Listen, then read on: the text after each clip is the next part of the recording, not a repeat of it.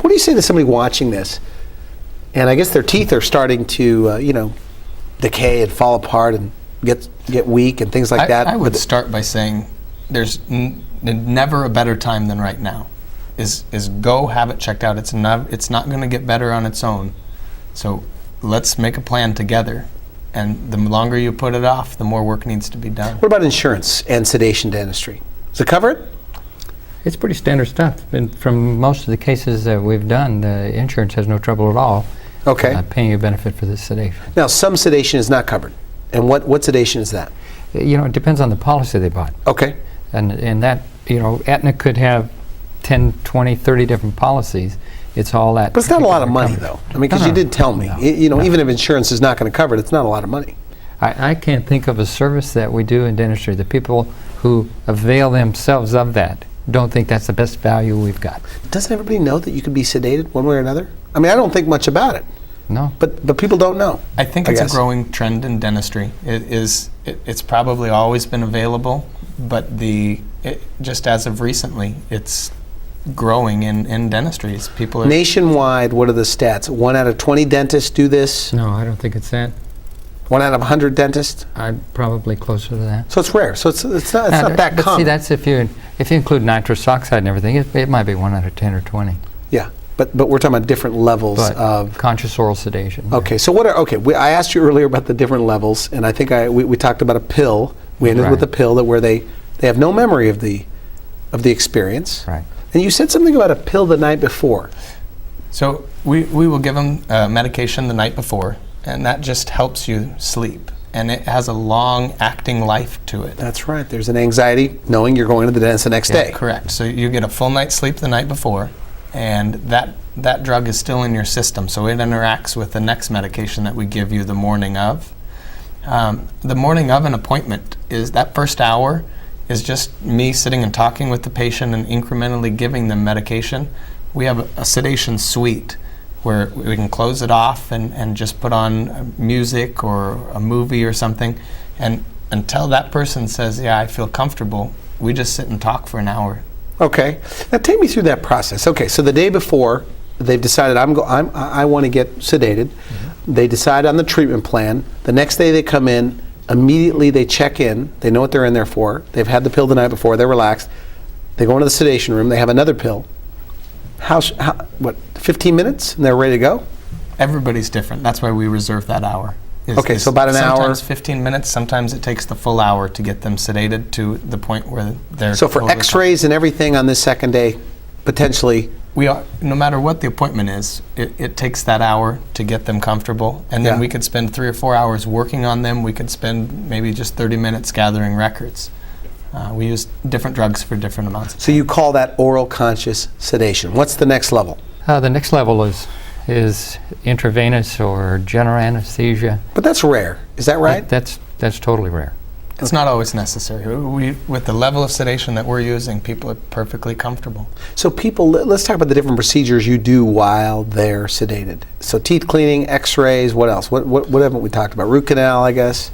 We do combination appointments where we will have the hygienist come in for the beginning and do the teeth cleaning, and then I'll come in and restore their mouth. Okay.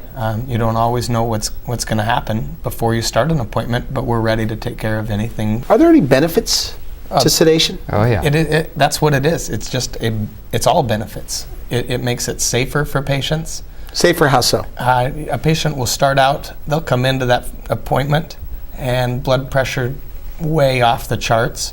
We're up at 180 over 110. We start the sedation process, and a half hour into it, they're back to normal blood pressure because they were so anxious about coming in.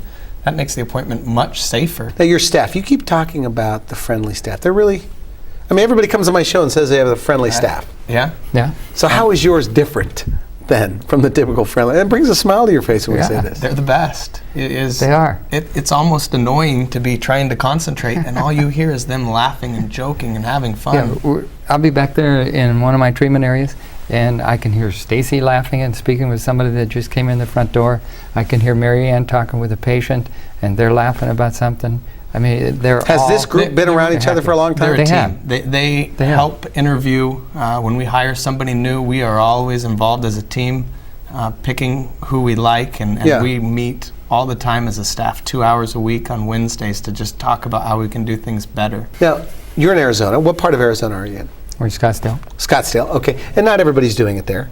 I mean, it's not that common that all dentists are doing sedation dentistry. What should they ask their dentists to see if they have the right certification? I went through classes. The state has a specific number of hours that you need to take, and then they have to do an inspection of the office, and you actually get a permit that Allows you to shows do that it. you've done all of the required state training or training for the state. Is it safe? It's very safe. Very safe. I mean, if you decide to move forward to do it, I mean, if people are on medications and things like that or health problems, you go over that? Do you have them check with their doctor? We check everything with their health history. We know everything about medications that they're on and interactions between the sedation medications and the ones that they're taking. Something that is really good about the sedation with what we use is called benzodiazepines, and Yeah. it's a reversible medication. So if things went really wrong, we can reverse it. We can give them another drug, and it is like over that. like that. Interesting. They're up and they remember everything from that point. Seems like everybody would want that. That's how they get to go to the bathroom. If they're sedated, they need to go to the bathroom. They have, 6 ounces of Gatorade, and Yeah. boom, they're alert. They go to the bathroom, they come back, the Gatorade is, the sugar in the Gatorade's gone, then they go right back to sleep. Now, we had you in the last program talking about general dentistry. A lot of people, they move, it's a destination spot where you live. They retire there, things like that. They've lost touch with their dentist.